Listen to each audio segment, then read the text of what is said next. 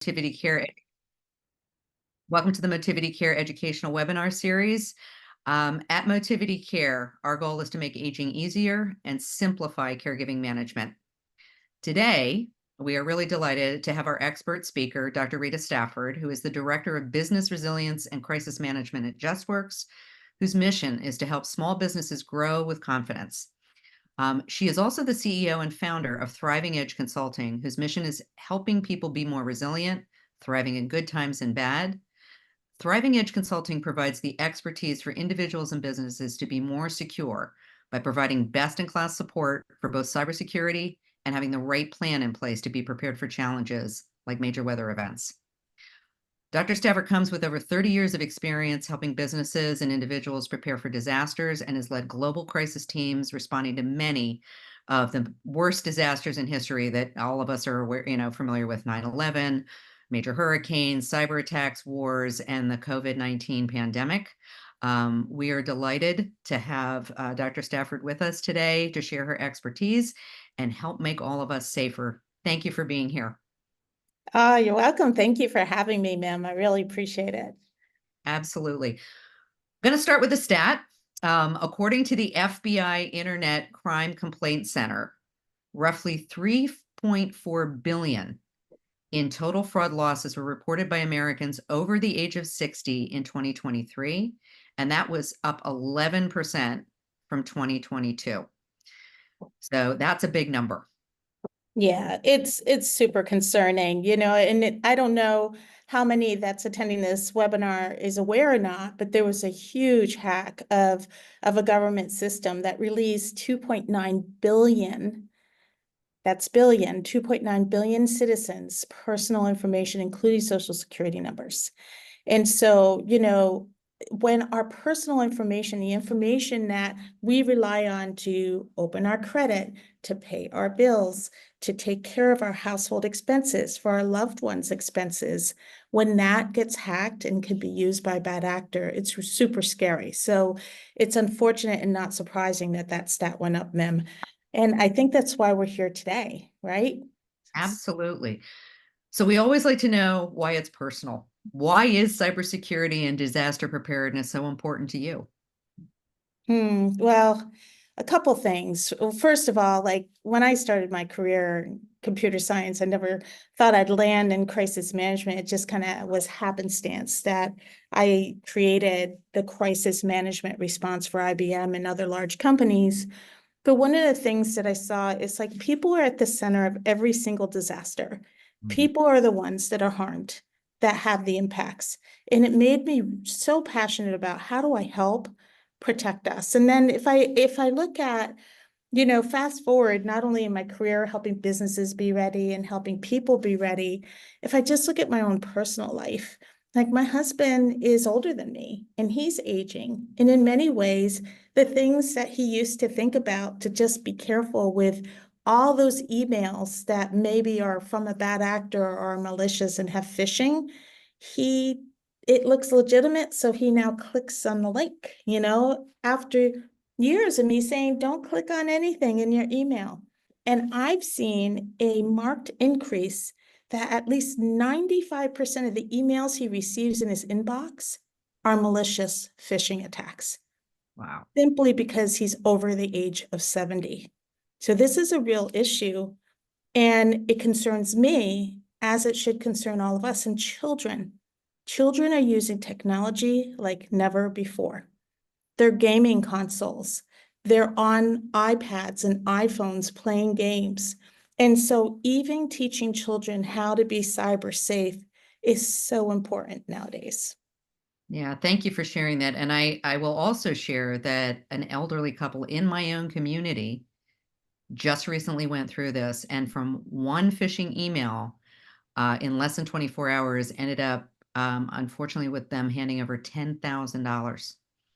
And so I think we all don't think we're going to fall prey to these things, but clearly we need to be better educated. So you talked a little bit about all of us obviously needing to be, concerned about this, but specifically talking about aging. And if we are caring for an aging loved one, what are some of the things that we really need to be looking for? Yeah, thank you for that question. First of all, as you're caring for an aging loved one, you want to make sure that the critical information about how to care for them, the important information, is in a central, secure place. And I think that's why, MIM, the offering that Motivity Care gives, is so important because you have access, it's secure. So whatever systems you use, you want to make sure they're cyber secure. Secondly, as you start to take over managing your elderly loved one's household and care, there are some things you should be doing immediately. Number one, you want to freeze their credit. Unless they need to apply for a credit card, unless they need to get a new home loan, most often aging loved ones don't need to be doing that stuff. By freezing their credit, if their information is leaked, like 2.9 billion people's information has been leaked, no one can use it to create credit against their personal social security numbers. No one can create a fraudulent bank account without having that credit open. And so I don't know if you're familiar with the 3 credit firms. It's super easy to do. You can create an online account with your loved one, and you could freeze their credit, and it's just as easy to unfreeze it should you have a need to apply for something. So that's number one. Now you're protecting your loved one from having their identity stolen or used for someone else's financial gain. I think too, a lot of our aging loved ones do have access to technology, like smart TVs, iPads, iPhones, smartphones, right? And with that comes a level of concern around security awareness. So you could talk to your loved one about how to not click on links in their emails, but the best thing that you could do is just make sure that you have their passwords in a safe place, that they have updated software on all of their devices, including the home network router. I don't know if you know this, but most people, including myself, didn't realize until recently that a router can contain malware. So a bad actor, if they hack your router, can then spread a virus or gain access to other devices on that network. The best thing you could do is just go to your local, like your internet provider, and ask for a refresh of your equipment, right? Or ask for a update to the software on the equipment and change the password on a quarterly basis. I know it's kind of a pain, but how many of you used the password that came with the original router? It's written on the router, it's got a label, and most times that's okay. But by changing the password, it just prevents a bad actor from being able to gain access. I'm just going to pause just to see. I think I hit 2, freezing credit with Equifax, Experian, and TransUnion. Oh, making sure your code is updated, and even when it comes to devices like routers. So quick question you said about replacing equipment, just outright doing that. Is there some best practice around how often, annually, but every 2 years? Like, is there anything out there where they've kind of What shown what is the Check best with way to your do it? internet provider. Like your internet provider will let you know that they're doing regular code updates or not. So you could just validate that you have code updates and ask them how often they change out their equipment. Some don't even consider changing out the equipment unless you have an issue. So I would say if they're willing to do it as much as once annually, great. Try not to go more than 2 years because equipment changes and, becomes stale anyway. So it's good to kind of keep updated. Great. I think that's very, very helpful. And I just want to acknowledge, somebody who is on the webinar today that they have personally gone through this. So we are so sorry to Mhm. hear that. And it sounds like you're still struggling. So please feel free to reach out to us afterwards and we can get you connected to Rita, to Dr. Stafford, to help you potentially, and at least, help you think through that, because I'm sure this has been incredibly frustrating. Um, it just starts to underscore, and there are different kinds of things. Like I even was hearing about how when you get these calls that say, "Can you hear me?" Mm. that they're recording the voice and then hanging up. Yeah, so and it's really interesting. All of us are seeing in the news about artificial intelligence and AI. And you wonder, why do you get these calls that have you talking? Well, there's new bad actors that are using AI to record voices and create what they call deep fakes. Some of you may use your voice as one method to validate access to your stock accounts or your bank accounts. I no longer do that. I require a password and two-factor authentication because a bad actor could actually deep fake my voice and it may or may not be picked up by the recognition software. And so, sadly, one of the ways that people's personal finances get impacted is through a new layer of identity theft, stealing your voice, your face. There's a lot of people that are using those new apps on the phones where they can make this artificial intelligence emoji or artificial intelligence cartoonish picture of yourself. But what you're doing is you're allowing a device to save different angles of your face, which is your identity, and you don't know where it's stored and you don't know how that will be used. So I would also just encourage you to kind of guard yourself against that. And finally, just be aware of your accounts and their movement. Sometimes there's very subtle things. I've been impacted by a bad actor that got access to my international Amazon account, and during the Christmas season was siphoning funds from my bank account. So of course I'm a big buyer, online buyer. So I didn't really notice those small amounts of money. 2 months later, $2,000, right? And so monitoring your accounts, seeing where the debits are coming from, validating them for yourself and for your loved ones are all ways to guard against something happening before it becomes too little too late, because you could freeze your accounts, you could change your bank cards, but once someone has that level of access, it becomes harder and harder to do so.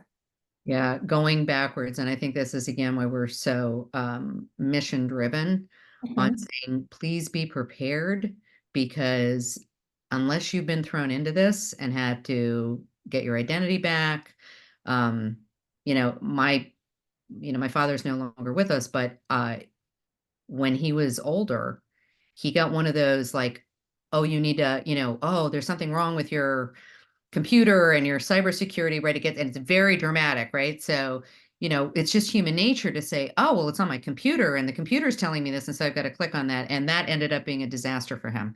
It was a huge amount of, work. And So so I let's, think, yeah. I'm sorry to interrupt you, but let's talk about that for a moment. So some things about phishing. Some of you may or may not have heard about phishing. Phishing is when a bad actor tries to send you an email and or another message across a device with a sense of urgency to get you to click on a link. That link then either tries to trick you into putting in your identification information or could download a virus of some type on your device that then can sniff and detect things you're doing on your device, like passwords you're entering, sites you're visiting, that type of thing. And so some of you that are in the workforce, you've likely had cybersecurity training. Don't think before you click. But for your aging loved one, when it looks so legit, it looks just like that UPS email and there's a package coming and they have to enter their information, or just like that FedEx, or just like and I don't mean to it could be any company. It looks legit. They literally copy the logos and all and simply change the link out. Can really, really fool you. And so I have this conversation with my husband all the time. Don't trust any email you receive. If you receive something that's alarming and you want to validate it, go to the web, actually type in the URL for that organization and validate it that way. I even do that with my doctor's offices. When it comes to verifying an appointment, when it comes to looking up information or paying a bill, that sense of urgency, Mim, is how they hook you, right? Yeah. They make it sound like something bad's going to happen if you don't do this thing right now. I So I'll give you two examples. Like these are real stories about people that same kind of thing, but it was a Mhm. phone call, right? Phone call, your Apple account, and they're very, very intense. And they're calling and they actually will give you a number. Mhm. And so you'll see people, oh, I'll validate, I'll just hang up and call that number. Nope. Exactly what you said. Go to the URL, get the real customer service number, ask, again, on that original column, like, who are you? Do you have an ID number?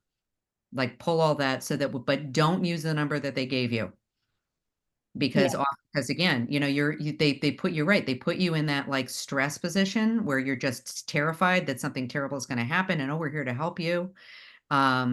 And older people tend to be a little bit more vulnerable. Uh, absolutely. Absolutely, because there's trust, right?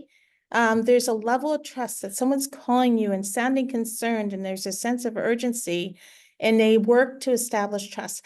That is a form of phishing called vishing, hmm, voice level, and sometimes it's a text message. More and more, we get text messages to verify our appointments, to validate we've logged into a device, to send us like an advertisement of a sale. Well, there's also something called smishing, SMS level phishing, where you're sent an urgent text message. We've got a package for you. Click on the link to learn more. So all of these methods are called social engineering. They're looking to scam you into believing it's legit so that you provide your information or click on a link that can download bad software on your device. So really, it's just about scamming you. And so it's a lot of information to track. How do we keep this simple for ourselves and for our loved ones? Number one, I'm going to recommend, and I think we send an email after this webinar, right? yes, There is an excellent site on ready.gov that talks all through cybersecurity and things to keep you safe. And so I'm going to recommend that you visit ready.gov, just educate yourself on the things that can be done to guard yourself and your loved ones. There's information about how to protect children, grandchildren, and older adults, as well as yourself. Number two, you want to freeze the credit accounts of your aging loved one. And you could always unfreeze them when it comes time to have to apply for a loan or consolidate loans or whatever it is. But simply by doing that for yourself and your loved ones will prevent a bad actor from using the social security numbers that have already been released for 2.9 billion people to try to create credit card accounts or bank accounts in your name. Because once it's associated with your social security number, you're liable, whether you create it or not. right.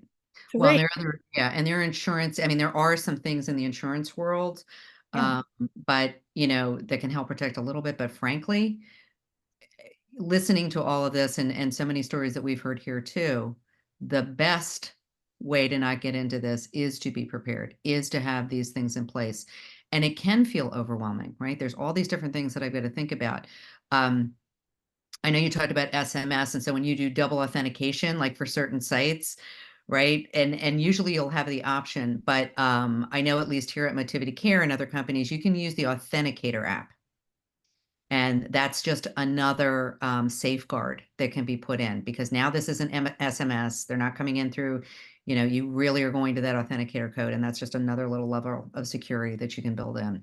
Yeah, absolutely. And sites like Motivity, that was my number three, is like make sure that the services you use when you centralize important information to care for your aging loved one is protected, like Motivity Care, with the right security around it. And then 4, I Yeah, and mean, I'm going to jump in for 1 second because I think when we say that, right, whether it's our site or somebody else's, SOC 2 level 2 cert. I'm going to say it again, SOC 2 level 2 cert. That is the kind of security you want built into any tech platform that you're using. Incredibly important. And then you probably want to look and see, in our case, we meet EU, Canadian, US, and California data security standards. Um, they may not put it on a website, but the tech team for our technology is doing what they call weekly penetration testing, meaning we have teams trying to hack in, right, to find any back doors to do this, but they're doing it on a regular basis. The problem, I think, comes when, the average person, we don't think about that, right? Well, if they say it's secure, or it's got a brand that says it's secure, but taking that extra, couple of minutes to figure that out is just another layer of protection. I'm noticing that there's a lot of comments in the chat on Zoom and just personal experiences that people are going through. And this is sadly it's such a relatable topic because all of us, have been affected or know someone that's been affected in some way. And it's more and more prevalent worldwide. And so these type of tips hopefully will help you just guard yourself and your loved ones. But I'm curious, Mim, whether we shouldn't, if there's a question in the chat, I don't know. I'm just looking here. Yeah, no, I've been keeping eyes on that. So, yep, we've had people asking. So, is it worth getting LifeLock or some sort of identity theft insurance? It's a good question. Oh, absolutely great question. And yes, yes, yes, yes. If there is an identity theft service that you could purchase, you ought to.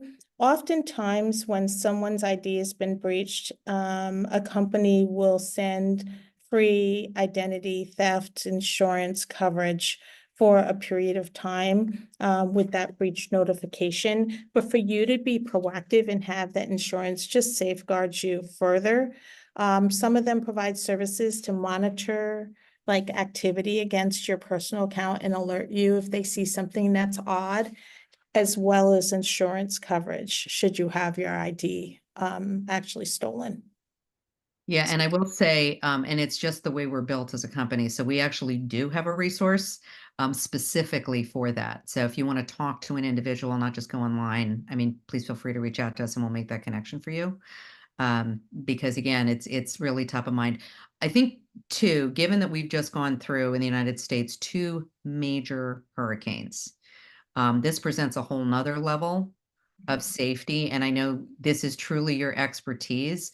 So in the context of caring and protecting them,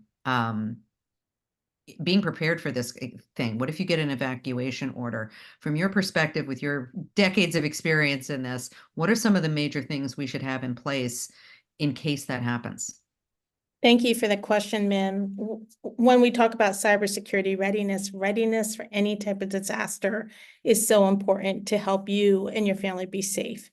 So some of the things you want to consider having available, I would have a backpack, which you can call a go bag, that you can throw prescriptions into, important papers into, snacks into, bottled water into when you need to leave on a dime, right? And so it's just helpful. Some people actually create their go bags in advance, all the better.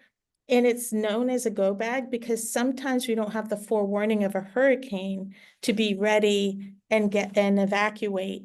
And so having a go bag that can literally be grabbed and as you go to get yourself safe is one way to safeguard.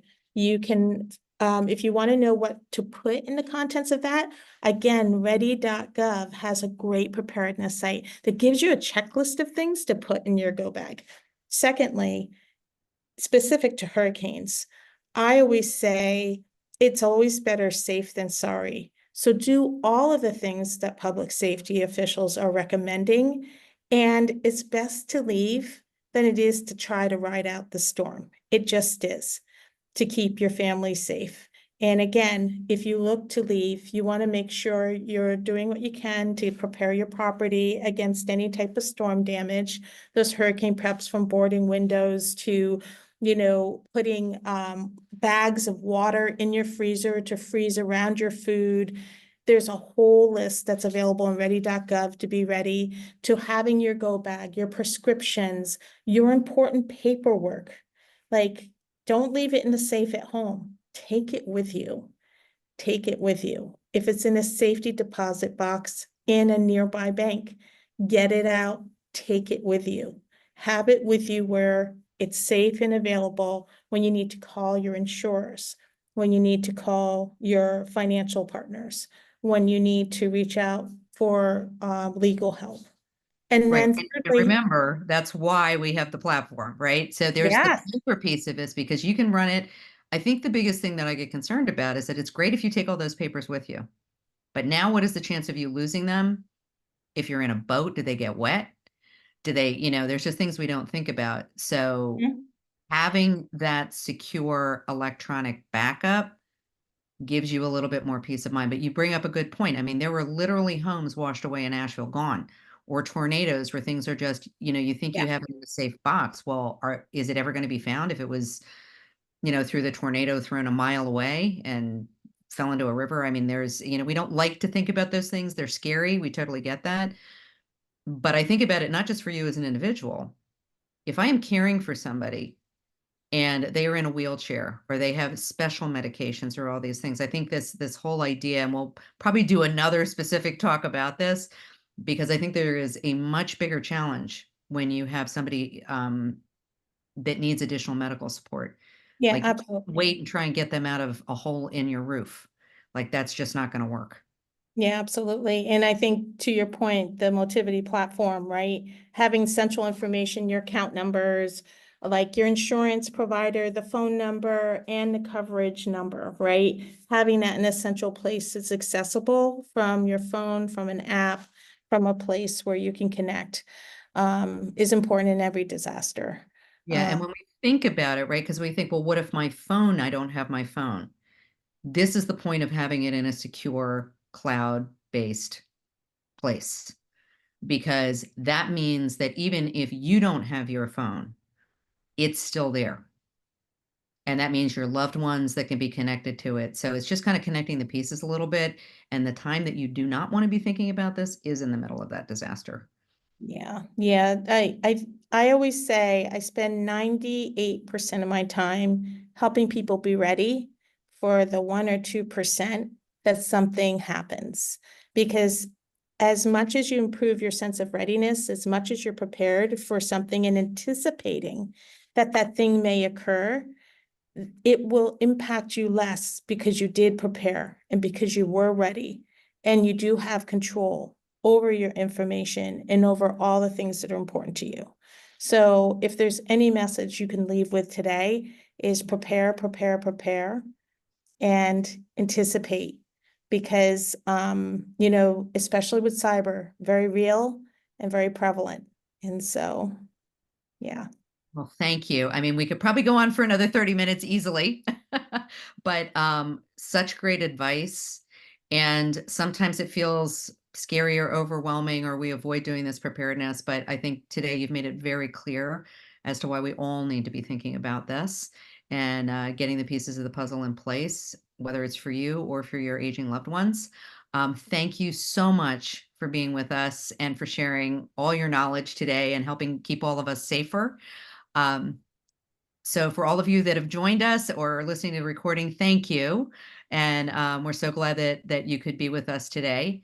Whether you're caring for someone now or you're planning ahead for a loved one or getting a plan in place for your safe, Motivity Care is here to support you. And we work collaboratively with experts like Dr. Rita Stafford to make sure that you are better prepared and can live more independently and more securely. So give us a call if you have questions, if we can support you in any way. It's a free call. And we just also want to let everybody know that we're excited about next month's webinar, which is going to be on Thursday, November 21st. And we're going to be talking about how to better support veterans and their families with an expert from the Veterans Association. So we hope you'll join us, talk to folks that might be interested in hearing more about that. And we wish everyone a great day, and thank you again for joining us.